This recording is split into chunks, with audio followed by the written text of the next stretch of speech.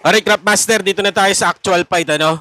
So, given, okay na yung depensa mo, komportable ka na, and talagang may tiwala ka na sa depensa, either malayuan or in a close range or yung pocket, no? Kaya mo ng depensa yung sarili mo. Of course, condition mentally.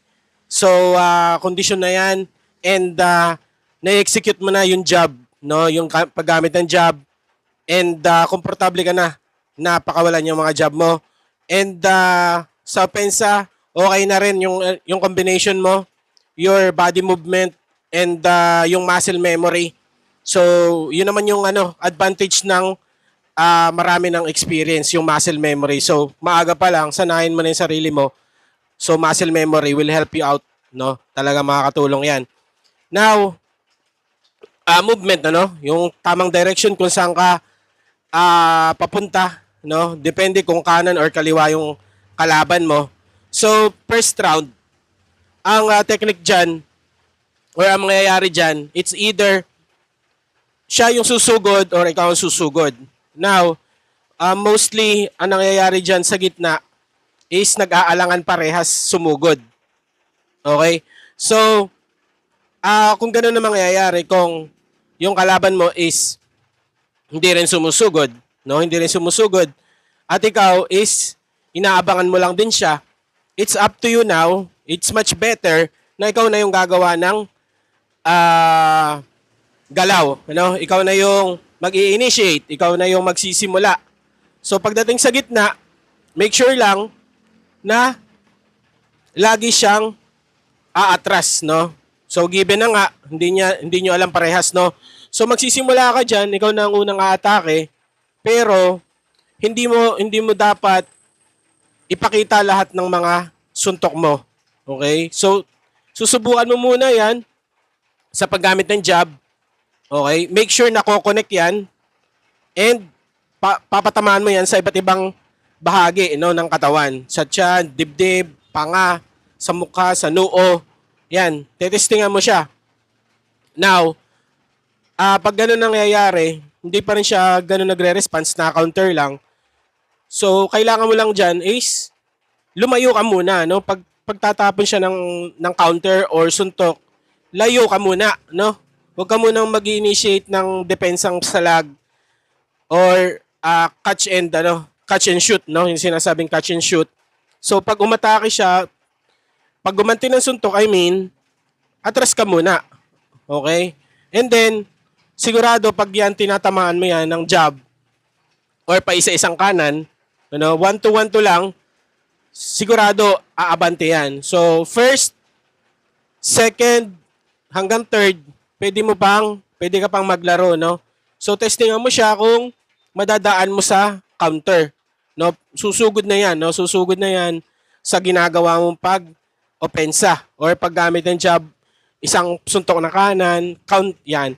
So, ang gagawin mo na dyan, second round, okay, kung susugod na talaga siya, depende sa instruction sa kanya, or depende sa type ng boxer na kalaban mo, pag sumugod na yan, doon mo na ipapakita yung depensa mo. Okay? You can still move around, around this time, 1 to 3rd round, no? You can still move around, show your defense, and paminsan-minsan, you stay on the same position, or hindi ka na masyadong gagalaw, pakita mo yung pocket defense, and then you counter, and then you move around again, alis ka na ulit. Okay?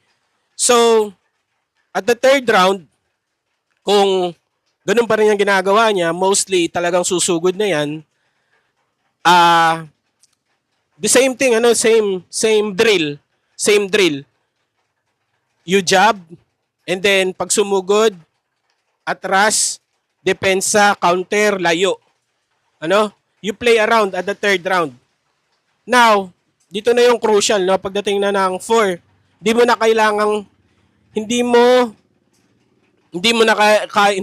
ka na pwedeng magbigay ng round. So meaning 4th hanggang 12 round, ikaw na dapat ang magdi-dictate. Okay? Now you show your offense. Diyan napapasok yung pocket defense. Hindi ka na masyadong magagalaw. Ano? Hindi ka na magagalaw masyado. You stay on your position, block, catch, and shoot. No? Parry, counter, and then move forward. So, ganyan ang gagawin mo simula 4th round hanggang matapos in order for you to win. Lalong-lalo na kung sa World Championship. Okay, yung first to third round again is itetest mo kung kaya mo siyang i-counter, ma-knock out. And you are supposed to be elusive and you play around the ring. Pero pagdating na ng 4th hanggang 12 rounds, you are already kailangan mo na talagang ipakita yung totoong ikaw. Okay? And papakita mo yan through your pocket defense. It means pocket defense. You stay in a short distance. Ano? You let him. Pwede siya mauna sumuntok. Salag, counter, and then abante. And then you use your combination by using your jab. And predictable na siya. And then you show your 3 combination. No? Maximum of 4 combination. And then you move forward again. Hindi, pag ikaw is umaatras, no?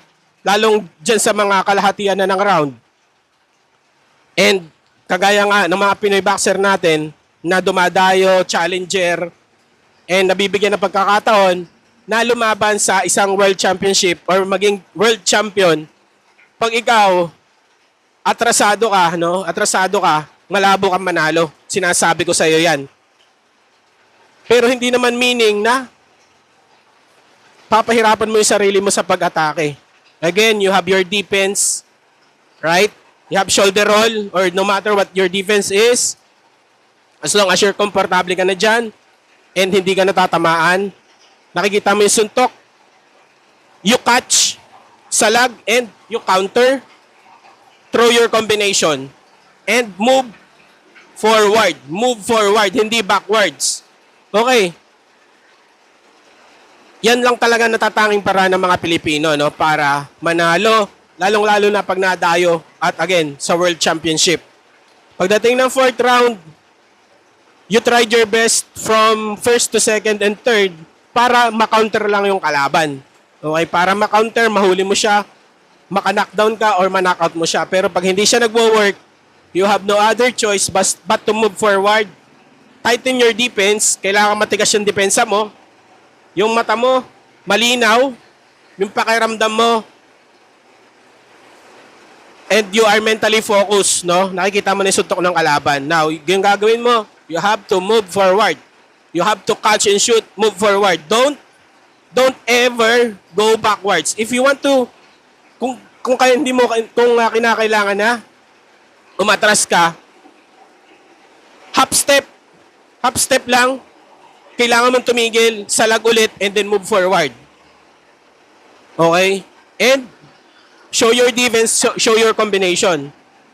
Now, pag ang kalaban, hinahanting mo na talaga siya, gusto mo na talaga siyang makuha, malikot, mabilis, or ano, you have your left hook, no? This is, hanggang dito lang siya, no? Hanggang dito lang siya, hindi siya makakalis sa gitna mo.